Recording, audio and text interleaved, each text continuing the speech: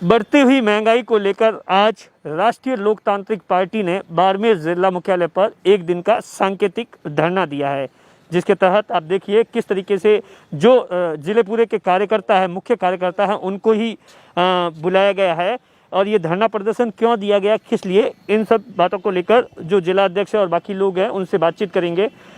उदाराम जी, किस तरीके से आज अचानक ही 3 दिन पहले ये ऐलान होता है कि राष्ट्रीय लोकतांत्रिक पार्टी बाड़मेर जिला मुख्यालय पर महंगाई को लेकर, इन लोगों को लेकर धरना देगी? क्या मुख्य मांगे हैं और किस तरीके से? देखिए, राष्ट्रीय लोकतांत्रिक पार्टी जनहित के मुद्दों को लेकर हमेशा चिंतित रही है और हमेशा उठाती रही है, लेकिन पिछले कुछ समय से लेकर ये जो कोरोना महामारी ने जो जिस प्रकार का तांडव मचाया, उसको लेकर के राष्ट्रीय लोकतांत्रिक पार्टी का पूरा देश ही काफ़ी चिंतित और अपने बचाव में था। इसलिए हम साइलेंट होकर के जनता के बीच में और जनता की सेवा में और उस महामारी से कैसे निपटा जाए उसमें हम ड्यूटी दे रहे थे। अभी जब कोरोना से हमें थोड़ी सी राहत मिली, तब हमने वापस जो सरकार ने इस जो कोरोना काल में शांति पूर्वक जब जनता अपने जीवन बचाने में लगी, उस दौरान इन्होंने जो पेट्रोल और डीजल और गैस पर जो सब्सिडी मिल रही थी, जो पहले मोदी जी बहुत बढ़ा चढ़ा करके गृहिणियों की आंखों में ये जो आंसू आ जाते हैं, धुएं से उनकी नज़रें कमज़ोर हो गई और उनको सबको गैस की लॉलीपॉप दिखा करके सब घर में गैस पहुंचा दिया और अब गैस के ऊपर सब्सिडी बंद कर दी, पेट्रोल और डीजल की बढ़ोतरी कर दी। इसलिए किसान जो अभी खेती का मौसम है, इस दौर में अभी 1 घंटे के लिए जो 500 रुपये में खेती बुआई होती थी, वो अभी 900 रुपये में हो रही है। इस प्रकार राजस्थान की सरकार भी इन पर टैक्स लगाने में पीछे नहीं रही है। केंद्र और राजस्थान की सरकार दोनों मिल करके जनता के ऊपर बोझ बढ़ा रहे हैं। ऐसी स्थिति में हर चीज़ महंगी हो गई है, चाहे खाद्य सामग्री हो। और उसके बाद में जो कोरोना महामारी में जो लोग मारे गए हैं, कई लोग जो पॉजिटिव आए और कुछ लोग सीधे ही आकर के जो सीटी स्कैन के माध्यम से जो उसका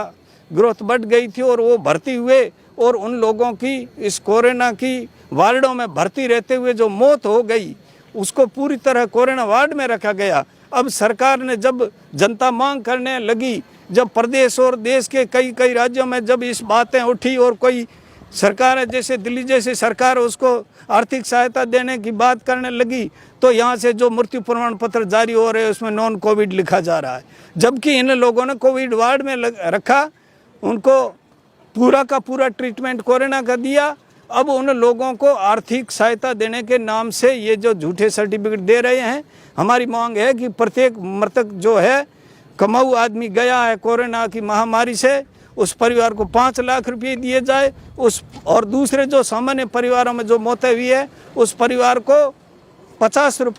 किलो प्रति माह गेहूँ दिया जाए। और उसके बाद में अन्य जो सुविधाएं जो सरकारी जन कल्याणकारी योजनाओं में भी उन लोगों को बीपीएल की सारी सुविधाएं दी जानी चाहिए। और जो पूरे प्रदेश के अंदर भ्रष्टाचार, महिलाओं पर अत्याचार, दलितों पर अत्याचार और चुने हुए जनप्रतिनिधि जो धरना सामने पड़ा है 4 महीने से, इस प्रकार से पूरी की पूरी जो तानाशाही सरकार में चल रही है, इन तानाशाही के विरोध में और ये जो लोगों के क्लेम के पैसे नहीं आए हैं, बेरोजगार को रोजगार नहीं मिल रहा है, बेरोजगारी भत्ता का वादा किया था सरकार पूरा नहीं कर रही है। और 2 अक्टूबर 2018 को अनुसूचित जाति के लोगों के जो आंदोलन हुआ था, उस आंदोलन में यही सरकार जो अभी है गहलोत जी की सरकार, यही उस समय बैठे के दलितों पर झूठे मुकदमे हुए और ये लोग प्रत्येक मुख्यालय पर इन्होंने धरना दिया था और उनको झूठा बताया था। अब जब सरकार पिछली बार ये कहती थी कि हमारी सरकार आएगी तो हम झूठे मुकदमे वापस लेंगे, वो मुकदमे नहीं लिए गए। इस प्रकार ये जो केंद्र की और राज्य की सरकार है, दोनों ही जनता की जो आकांक्षाओं पर खरी नहीं उतरी है। इसलिए राष्ट्रीय लोकतांत्रिक पार्टी और उसका जो संयोजक हनुमान बेनीवाल जो लड़का है, ये सब मिलके जनता पर जिस प्रकार का ये भार बढ़ा रहे हैं, लूट रहे हैं, इसको लूटने नहीं देंगे। और हम इसको लेकर के अब जब कोरोना पूरी तरह समाप्त हो जाएगा तो सड़कों पर आकर के जनता के अधिकारों के लिए हम लड़ेंगे और जीतेंगे। अच्छा उमेदराम जी, आपने एक और भी मुद्दा उठाया कि लोगों को रोजगार नहीं मिल रहा, आपके यहाँ पर कंपनियाँ हैं, वो क्या है? ये कंपनियां अपनी मनमर्जी करती है और जो यहाँ के क्वालिफाइड लोग हैं उनको भी रोज़गार देती नहीं है और उसके फॉर्मेलिटी करके चली जाती है और किसी की सुनती नहीं है। इसके खिलाफ हमारा तो यही प्रशासन और प्रशासन से मांग है कि स्थानीय लोगों को कम से कम 80-90% लोगों को योग्यता के अनुसार यहाँ उनको रोज़गार मिले। और जो इनकी मनमर्जी है, CSR फंड है, अपनी मर्जी से कहाँ खर्च करते हैं, क्या करते हैं, वो किसी को पता नहीं, वो भी सार्वजनिक होना चाहिए और स्थानीय लोगों को अधिक से अधिक रोज़गार यहाँ मिलना चाहिए।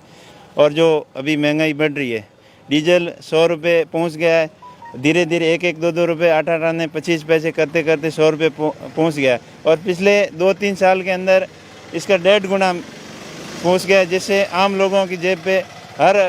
क्योंकि डीजल ये अर्थव्यवस्था की धुरी है, इसी के ऊपर सारा ट्रांसपोर्टेशन सिस्टम हो या एग्रीकल्चर हो, खेती हो, उद्योग हो, इंडस्ट्री, सब कुछ इसी का मेन आधार है। और ये महंगाई अगर 1.5 गुना बढ़ दी है, 60 रुपये से लेकर 100 रुपये डीजल हो गया पिछले 3-4 साल में, तो ये जनता के ऊपर बहुत बड़ा बोझ है। और आज जो एक दिन का सांकेतिक धरना दिया है और आगे इसके लिए उग्र आंदोलन भी करेंगे। अभी राजस्थान के अंदर, राजस्थान की सबसे बड़ी रिफाइनरी वहाँ लगी हुई है और रिफाइनरी के अंदर स्थानीय लोगों को कोई अहमियत नहीं दी जाती है। जो भी बाहर से कोई भी आ गया, चाहे ट्रांसपोर्टेशन के लिए गाड़ी की सुविधा हो या डीजी जनरेटर लगते हो, कुछ भी इक्विपमेंट लगते हो, और योग्यता के अनुसार स्थानीय लोगों को यहाँ अनदेखी की जा रही है, उसके खिलाफ भी हमारा ये धरना प्रदर्शन है। कुल मिलाकर मोटा मोटी बात यही है कि कोरोना कम होने के बाद में अब हनुमान बेनीवाल की जो फौज है वो सड़कों पर है और आने वाले दिनों में महंगाई के खिलाफ, चाहे वो मोदी सरकार हो या गहलोत सरकार हो, उसके खिलाफ इसी तरीके से